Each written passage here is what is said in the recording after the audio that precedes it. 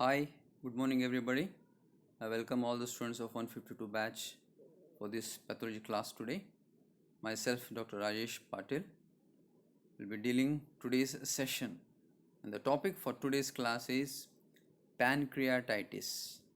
So that's the inflammation of the organ pancreas. So again, there are subheadings of this like acute pancreatitis and chronic pancreatitis. So before going into this particular main topics, well, as usual, we'll have a flash on normal histology and anatomy of the organ pancreas. The name pancreas is derived from the Greek word pan. Pan meaning is all, and krias, that is fleshy, flesh. So this basically organ was considered like to be a fleshy organ. So in initial days, they just believed that this organ doesn't has much of the function, but just to form a cushion to the vital organ stomach. That was in earlier days. For a long time, its glandular function was not understood, and it was thought to act as a cushion for the stomach. The average pancreas weighs between 75 and 125 grams and measures 10 to 20 centimeters. It lies in the retroperitoneum, just anterior to the first lumbar vertebrae. Just remember this anatomical site.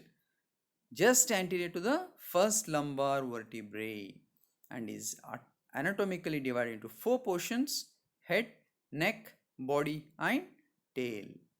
The head lies to the right of the midline within the C loop of the duodenum. That is the typical important anatomical structure, the C loop of duodenum, wherein the secretions of the pancreas, the bile duct and all will be there in this opening of this particular C loop. So that's an important segment of the intestine. Immediately anterior to the vena cava at the confluence of the renal veins. The uncinate process extends from the head of the pancreas behind the superior mesenteric vein and terminates adjacent to the superior mesenteric artery. The neck is the short segment of the pancreas that immediately overlies this particular superior mesenteric vein. The body and tail of the pancreas then extend across the midline anterior to gyrotas fascia and slightly cephalad, terminating within the splenic hilum. So important here to remember is SMV, superior mesenteric veins and the superior mesenteric arteries.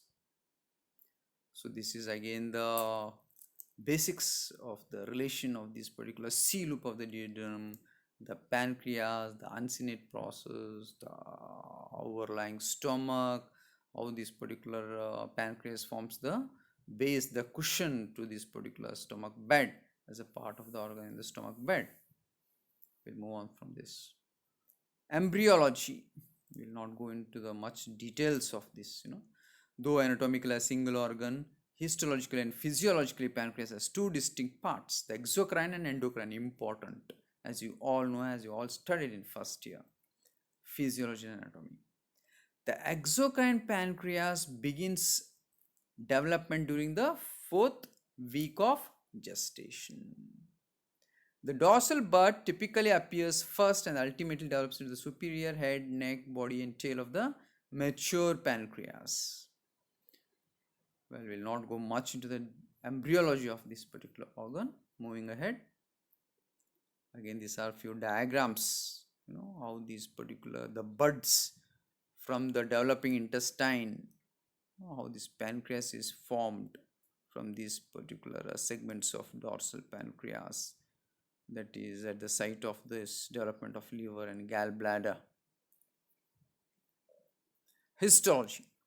The exocrine component forms the majority of the pancreas and consists of closely packed secretory serous acini. This acini form the important exocrine part. And zymogenic cells arranged into small lobules. The lobules are surrounded by thin intralobular and interlobular connective tissue septa that contains blood vessels, interlobular ducts, nerves, and occasionally a sensory receptor called a Pacinian corpuscle. Within the serous acini are the isolated pancreatic islets, that is, islets of Langerhans.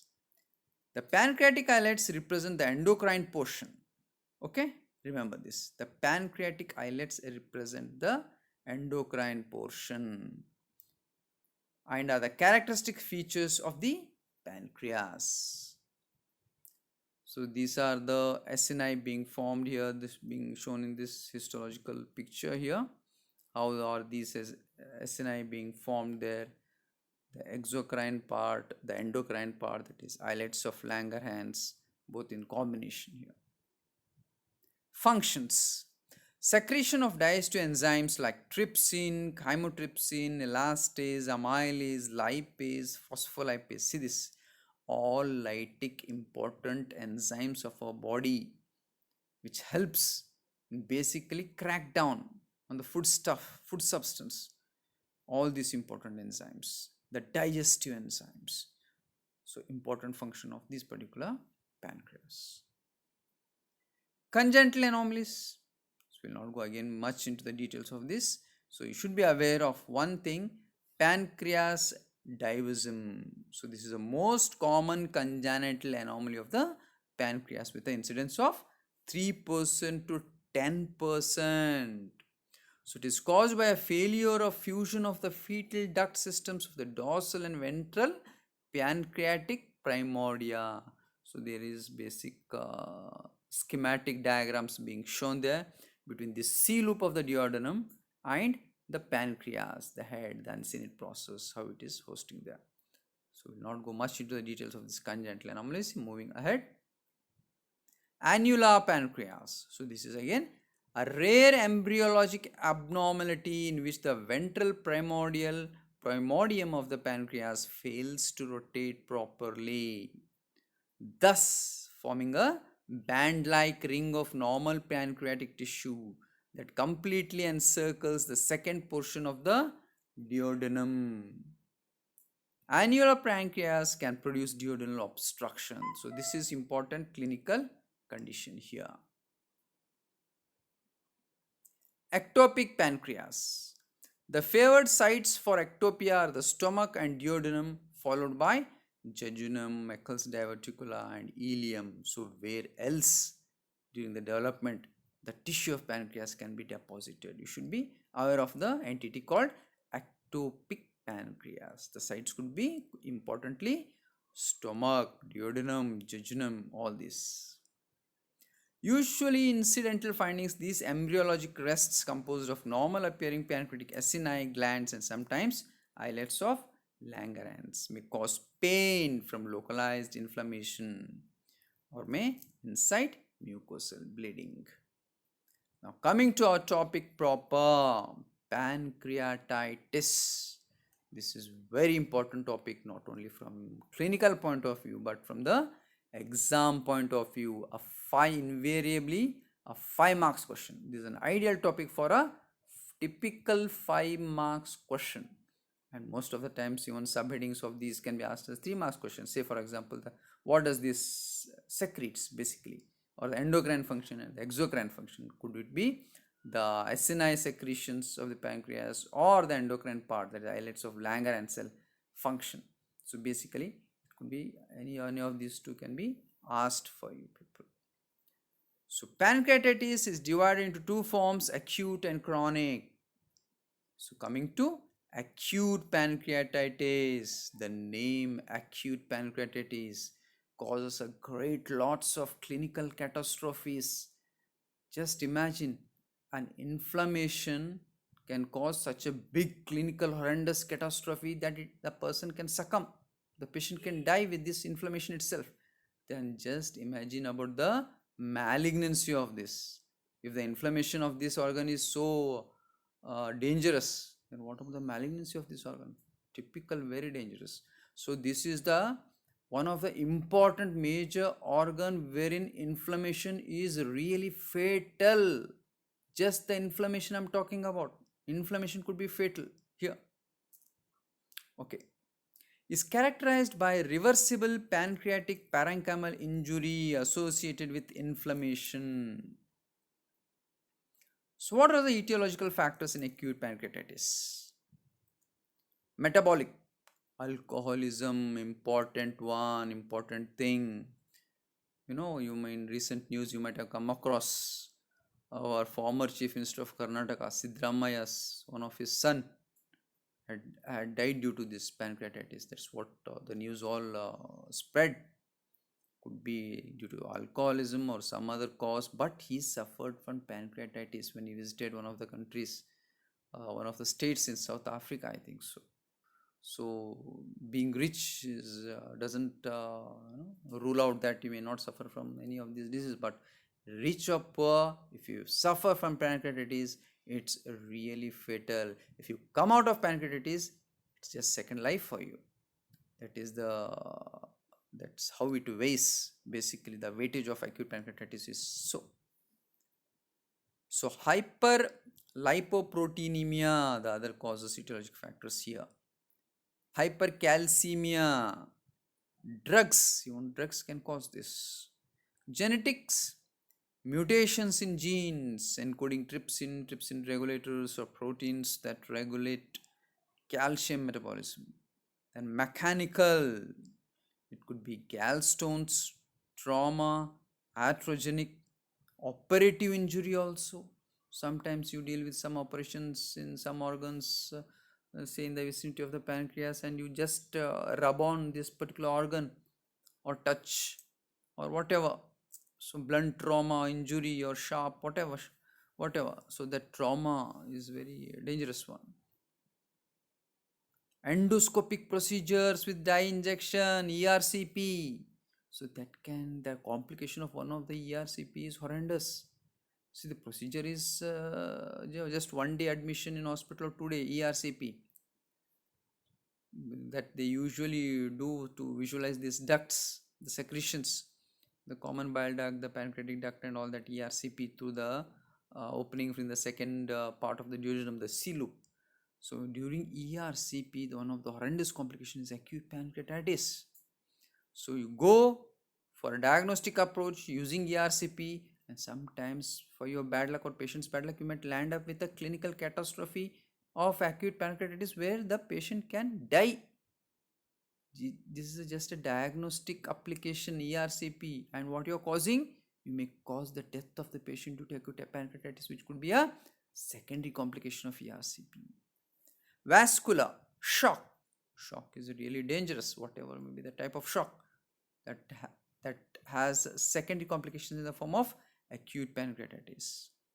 Atheroembolism, vasculitis, infectious conditions like mumps. Pathogenesis. Acute pancreatitis results from inappropriate release and activation of pancreatic enzymes, which destroy pancreatic tissue and elicit an acute inflammatory reaction. See, whenever there is inflammation of the pancreas, it sets in a cascade of events wherein there is actively secretion of these particular pancreatic enzymes. So when these enzymes are secreted, which again destroy the pancreatic tissue itself, apart from destroying the surrounding tissues, and elicit an acute inflammatory reaction.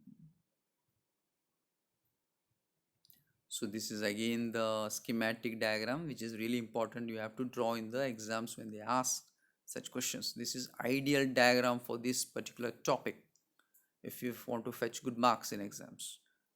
Duct obstruction, that is mechanical etiological factor here. Acinar cell injury, defective intracellular transport.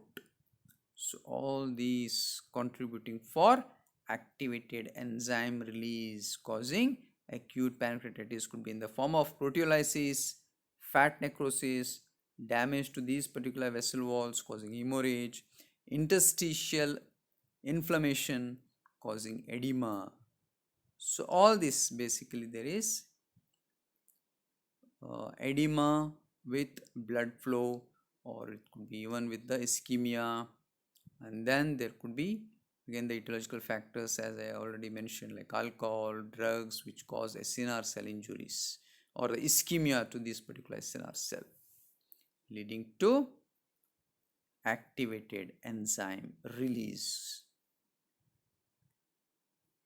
Pancreatic duct obstruction causes gallstones and biliary sludge, periampullary neoplasms like pancreatic cancer, choledocholitis, that is congenital cystic dilatation of the common bile duct, parasites, that is Ascaris lumbricoids, and Clonorchis sinensis, pancreas divism, that is again the congenital anomaly that could again result in pancreatic duct obstruction. Primary acinar cell injury could be in the form of, why this acinar cell injury causes, what are the causes, as I already we dealt in that particular schematic diagram. Alcohol, viruses, drugs, ischemia, trauma. Morphology. What are the characteristic features? Microvascular leak and edema, fat necrosis, important histological finding when you draw a diagram of acute pancreatitis. Fat necrosis, important one. Along with acute inflammation, edematous tissue, destruction of pancreatic parenchyma, destruction of blood vessels, and interstitial hemorrhage. Gross. What are the gross features here? The organ is swollen, edematous initially, variegated appearance of grey-white pancreatic necrosis, chalky white fat necrosis, and blue-black hemorrhages in later stages. Peritoneal cavity, blood-stained ascitic fluid in this particular cavity. Omentum, mesentery, and peripancreatic tissue, there are white flecks of fat necrosis. The resolved lesions show areas of fibrosis, calcification, and duct dilatation. This is the diagram here. The pancreas has been sectioned longitudinally to reveal dark areas of hemorrhage. See there, darkened brownish areas in the head of the pancreas, and a focal area of pale fat necrosis in the peripancreatic fat. So in that particular upper left upper area here, so there could be peripancreatic fat. So that's a depiction of that particular fat necrosis and the hemorrhages. So microscopy. Necrosis of pancreatic lobules and ducts, necrosis of the arteries and arterioles with areas of hemorrhages, fat necrosis, inflammatory reaction, chiefly by neutrophils around the areas of necrosis and hemorrhages. So these are the important microscopic findings, right? These are the important ones. So you saw this particular diagram, these are gross features and then the microscopy. So what are the important points? Necrosis of pancreatic lobules, ducts, the arteries, then hemorrhages, then important one is fat necrosis. Always remember, this is a key point, highlight point in the answers. Fat necrosis with inflammatory reaction, chiefly by neutrophils. So this is again the microscopic picture here. Region of fat necrosis. This is the right side and focal pancreatic parenchymal necrosis. So this is the areas of fat necrosis, some areas, and then there is a focal pancreatic parenchymal necrosis. Clinical features. What are the basic clinical features? Full-blown acute pancreatitis is a medical emergency. This is quite dangerous. If anyone suffers from acute pancreatitis and you come out of it, it is just a second life. You're playing your second innings. Such is the magnitude of the catastrophe of this acute pancreatitis. For the name, it seems very simple, just like any inflammation to any other organ. But the inflammation of pancreas is really, really dangerous. It takes a lot to survive or come out of such an inflammation. Abdominal pain is a cardinal manifestation of acute pancreatitis. Characteristically, the pain is constant and intense and is referred to the upper back and occasionally to the left shoulder.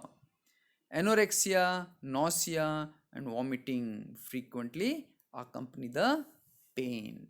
So, typical pain of acute pancreatitis, only the site is different, or else the symptom is just like in case of an appendicitis. There is anorexia, nausea, vomiting, except for the site of the origin of this particular pain. Lab findings, the investigation parts of this. Elevation of serum amylase levels during the first 24 hours, important one. Serum amylase. So, this is important one. Serum lipase level, that increases after 72 to 96 hours. Glycosuria in 10% of cases. So, important one is the serum amylase and serum lipase level. So, immediate effect, immediate diagnosis, earlier hours or earlier days of the inflammation, you have to resort for or depend on serum amylase levels, which increases within 24 hours, whereas serum lipase by 3 days, 3 to 4 days, that is 70 to 96 hours. Some patients even show glycosuria. Hypocalcemia due to precipitation of calcium soaps in necrotic fat. So on CT scan, there is enlarged inflamed pancreas. Management, how do you manage? Resting the pancreas by total restriction of oral intake. Stop food consumption. The patient dies to eat, but you are unable to eat that. That's the way you have to stop this particular functioning of the pancreas and give it rest. How you can rest a pancreas? By fasting. That is the reason so many people, tell fasting is good for health. That detoxifies your body. How? It gives rest to your stomach. It gives rest to important organ than the stomach, the pancreas. The pancreas will be rested whenever you fast, right? So that is resting phase. You rest such organs. When you rest, you rest weekly once or twice for such vital organs like stomach and pancreas. You are just creating a healthy environmental inside your body. So whenever there is inflammation, you are forced to make, or you are forced to give pancreas a resting time. So supportive therapy with intravenous fluids and analgesia. Complications. What all could be the complications in pancreatitis? Like systemic complications, the chemical and bacterial peritonitis. This is catastrophic. Once there is peritonitis, a cascade of events sets in. So this cascade of event can progress to ultimately shock. So before that you have to intervene. So this is an emergency, medical emergency. By gram-negative organisms, the endotoxic shock leading to acute renal failure. Very dangerous steps here going through in case of these complications. Local sequelae, it could be pancreatic abscess, pancreatic pseudocyst, duodenal obstruction. So these are local sequelae, but the basic important systemic complications where the patient can succumb are due to endotoxic shock. It could be again secondary to peritonitis leading to acute renal failure. Well, that was the topic about this acute pancreatitis. The important question for you, always remember, an ideal 5 marks question that can be asked from hepatobiliary system and that too from pancreas is acute pancreatitis, followed by the next topic, that is chronic pancreatitis.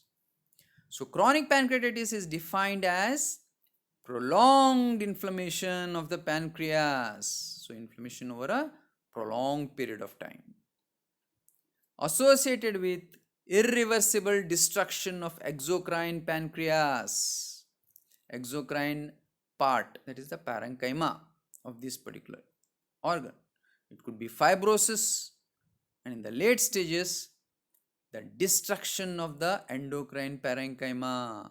So it is associated both exocrine parenchyma, the SNR cells could be destroyed along with the endocrine. The islets of Langerhans can also be destroyed here.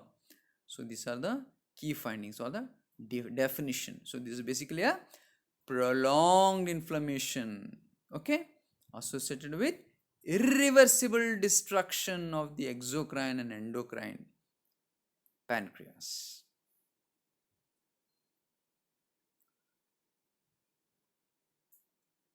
Etiology. The most common cause of chronic pancreatitis is alcohol abuse. See, important one. One of the important complications of alcohol. See, chronic alcoholic patient might die over a prolonged period of time due to liver failure. 10 years, as in last class I was dealing, 10 years of consumption of alcohol of more than 20 to 30 grams, 20 years of consumption of alcohol can lead to liver cirrhosis and you might die. But within 3 years or 4 years of consumption of alcohol, say for example 3 or 4 years, forget it, just 1 month of consumption of alcohol and your fate is bad and your luck is very low, then that alcohol might cause a complication called a condition called as acute pancreatitis or chronic pancreatitis, and you might die within a day. Forget about liver cirrhosis or 20 years, 30 years and you die. No, sometimes alcohol even causes a bout of inflammation of pancreas within a day or a week and you are a gone case. So this is very dangerous effect of alcohol. The first most dangerous effect is pancreatitis, then it could be a chronic ailment of the liver in the form of cirrhosis. Long-standing obstruction of the pancreatic duct by calculi or neoplasms. Autoimmune injury to the gland. Hereditary pancreatitis. There are cases wherein you can see this hereditary pancreatitis. There is no known cause. The person, I have seen a case wherein the person is non-alcoholic but is very much subjected to pancreatitis on off, a month in a year, followed by next year again one more bout of pancreatitis. He is a non-alcoholic patient. One of the close relatives in our department, I don't want to take the name. So ultimately that fellow succumbed to pancreatitis, and believe me, he was non-alcoholic. Why? How? There is no medical justification, just apart from telling that it could be a gene susceptibility or the hidden hereditary condition. So such things are possible. Pathogenesis occurs following repeated episodes of acute pancreatitis. So frequent acute pancreatitis can cause this particular condition. With multiple episodes of acute pancreatitis, there occurs loss of pancreatic parenchyma and its replacement by fibrosis. So any chronic inflammation, ultimately there will be formation of fibrous scar. So the parenchyma will be destroyed, necrotic, then replaced by fibrosis, the fibrous scar, that is irreversible stage. This is again the schematic diagram of chronic pancreatitis. When an question of chronic pancreatitis is asked for you in the exam, this is the schematic diagram that is required. Earlier for acute I showed another diagram wherein how these particular enzymes of pancreas destroys and causes inflammation of the gland with the release of various enzymes, wherein we showed even the etiological factors. Similarly here in chronic pancreatitis, this is the important schematic diagram that is must to fetch good marks. See this: ethanol, oxidative stress, injury leading to the inflammation of these particular acini, proliferation of stellate cells, collagen secretion, transforming growth factor beta, all these inflammatory conditions. So repeated episodes of SNR cell injury leading to the production of profibrogenic cytokines. All these are profibrogenic cytokines like transforming growth factor, PDGF, that is platelet derived growth factor, all these things resulting in this proliferation of the fibroblasts or the myofibroblasts and the secretion of collagen and remodeling of this extracellular matrix. See, there is Right side of the figure shows excessive myofibroblastic proliferation around this acini, whereas the left one is a normal acini there, exposed to oxidative stress and the injury. A very beautiful diagram here that there's must for this particular question to be drawn. Autoimmune pancreatitis. So it is associated with the presence of IgG4 secreting plasma cells in the pancreas. So autoimmune pancreatitis is one manifestation of IgG related disease which may involve multiple tissues. Autoimmune pancreatitis may mimic the signs and symptoms of pancreatic carcinoma. It is important to recognize because it responds to steroid therapy. So steroids form a beautiful line of therapy in cases of such autoimmune pancreatitis. Morphology. Chronic pancreatitis is characterized by fibrosis, atrophy and dropout of acini. See, acini are basically destroyed, atrophied, replaced by a fibrotic scar. And there is dilatation of the pancreatic ducts. Gross features. Pancreas is enlarged, firm, nodular. Cut surface shows a smooth grey appearance with loss of normal lobulation. Foci of calcification and tiny pancreatic concretions to large visible stones are found. Pseudocysts can also be seen. Microscopy. As usual again, there could be obstruction of the ducts by the fibrosis, protein plugs, squamous metaplasia and dilatation of some inter and intralobular ducts, chronic inflammatory infiltrate around the lobules and the ducts. Atrophy of the acinar tissue with marked increase in interlobular fibrous tissue. Again, same story, the fibrosis one. Islet tissue is involved in late stage only. So in later stage, the islet tissue comes into play. So this is the picture of chronic pancreatitis. Extensive fibrosis, atrophy. So residual islets are left here in this area, left side, and the ducts in the right side. So there are these are all areas sprinkled by this particular chronic inflammatory cells and few islands of acinar tissues. So this is another diagram, high power view demonstrating dilated ducts with inspissated eosinophilic ductal concretions. This is a case of alcoholic chronic pancreatitis. Clinical features. So again, it may follow repeated bouts of acute pancreatitis, repeated attacks of mild to moderately severe abdominal pain. So as I told, medical emergency. So never think all are the all abdominal pains are surgical ones. So many times it could be the medical ones, that it could be in the form of inflammation of the pancreas, or even in the case of diabetes, abdominal pain is a medical emergency, or persistent abdominal and back pain. Attacks may be precipitated by alcohol abuse, overeating. See this, eat.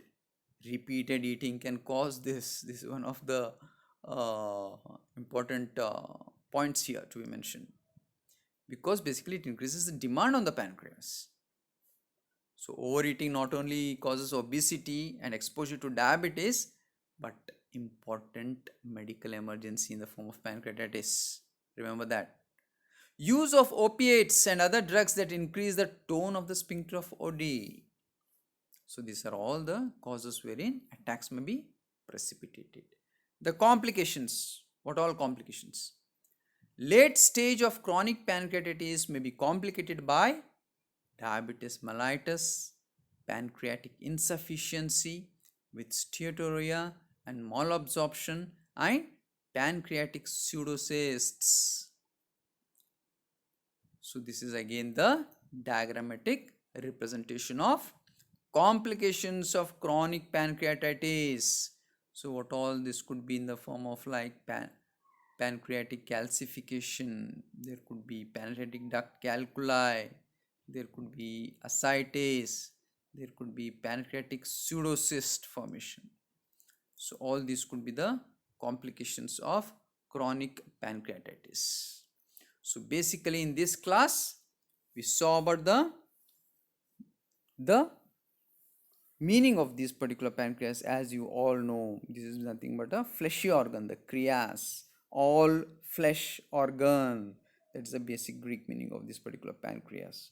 And then we saw, before going into the topics of acute pancreatitis and chronic pancreatitis, we dealt with the normal anatomy of this pancreas and the normal histology, the endocrine part of the pancreas and the exocrine part, that is the acinar cells of the pancreas, and the endocrine part component, that is the islets of Langerhans cells, and what all these, the important enzymes being secreted by this particular pancreas. And then we saw about the important headings, that is acute pancreatitis and chronic pancreatitis, with pathophysiology, the morphology, the gross, the microscopy, the complications, and the presentation of the patient, and finally the lab investigations and the management part, and how the lifestyle can avoid this particular entity or this particular disease in any person. So we conclude the topic of pancreatitis in this particular class. So see you all in the next class. Thank you. Here Dr. Rajesh signing off.